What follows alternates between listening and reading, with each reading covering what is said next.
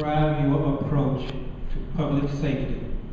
What will you do to ensure that known community hotspots and or danger zones are fortified with improved safety? Thank you.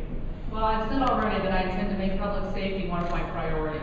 I think that when cities are formed, people expect that and infrastructure improvements as a basic level of service.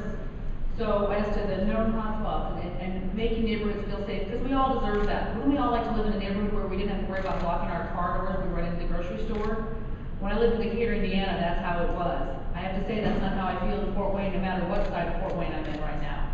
I think it would be glorious if we could get back to that.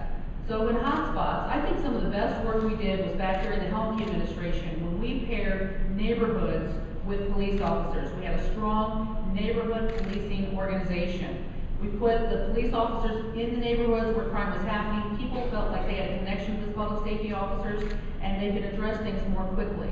That's not happening as much anymore. I believe that when hotspots pop up, you have to address them quickly. I would talk about what's happening right now in downtown, where we have a group of people who are gathering peaceably, but they're breaking the law, and the city's not stopping it. We can't allow that. We have to address things head on. When there are problems, you address them head on. You work with the community that's being affected, and you make sure that the problem is dealt with quickly and efficiently. Public safety is an integral part of our community, making sure that we're safe, we feel safe in our homes, in our cars, on the streets. There's nothing more vital. Because we will, again, we're not going to thrive when we're worried about looking over our shoulder to make sure we're safe. Thank you. Kenneth Henry.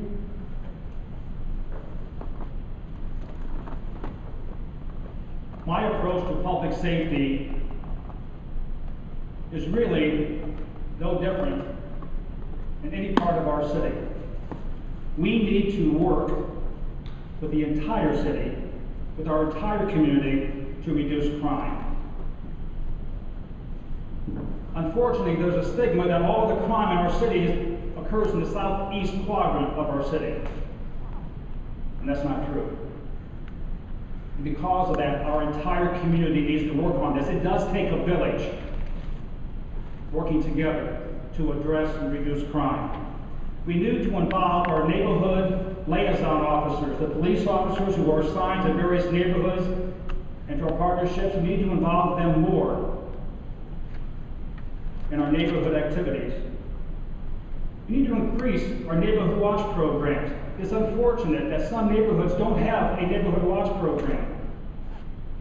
The city of Fort Wayne provides training for those people at no charge, so that you can watch out for each other. We owe each other that as neighbors. We need to increase our community-oriented policing program.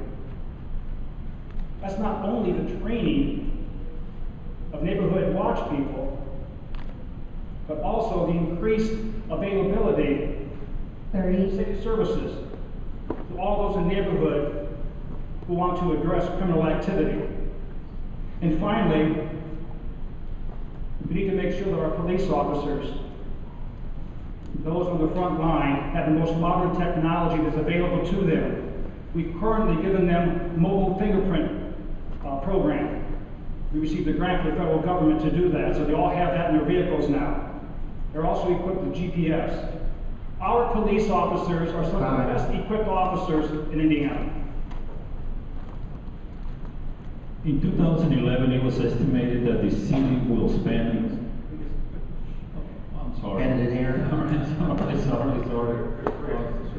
I'm sorry. That's terrible. I don't know what was. Excuse me, Candidate Aaron. Go ahead. That's okay. You need the question repeated.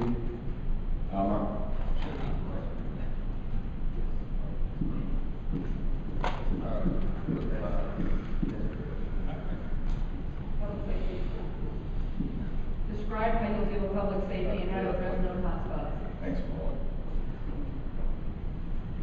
Paula.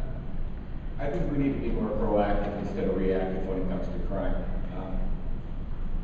When we have a lot of petty theft, and I've witnessed this. I see this often in the business that I'm in, and I don't necessarily that's considered important.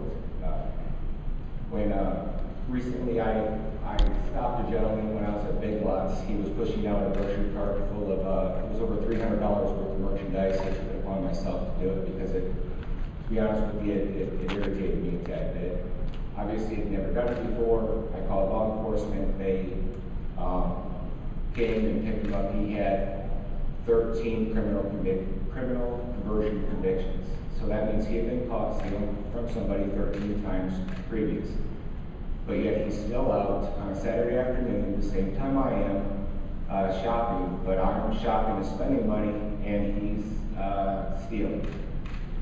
That's what's wrong. And when we have neighbors who want to call the police but can't call the police because they know if they do, the person's going to be back out in a half hour, and they know that you called, there's a problem with that too. Mary Henry had said about purchasing tools for the police department. One of them is that we spend a lot of money on a tracking system for police cars that, in my opinion, could have been spent better on other Attorney. So I think that once we build the confidence back up, and we have an administration in place that realizes the needs of the people and its police officers, crime will automatically go down because they're all going to be doing their job and doing it effectively.